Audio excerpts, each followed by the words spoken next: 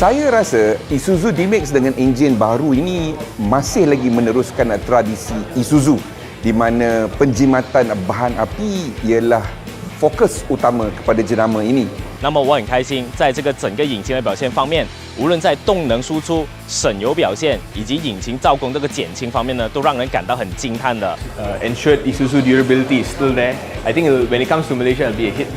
First, second gears are perfect for the urban environment. Dia ada kelebihan yang ada pada diri dia tetapi tidak ada pada truck pickup yang lain, iaitu fuel consumption yang lebih bagus, power yang lebih bagus dan yang paling penting road tax yang paling murah. With the new 6-speed automatic transmission that was developed together with the 1.9 liter engine to match the engine, I think it's a perfect fit. 还有就是在外形上，它也是加入了相当许多新的一个元素，包括这个 LED 的大灯，还有它这个全新的水箱护罩设计，我觉得是更加的吸引人。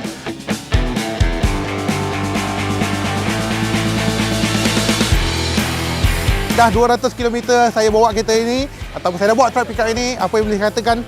Bagus. 我非常满意它在整体的输出表现，也非常满意它整个车厢的宁静度。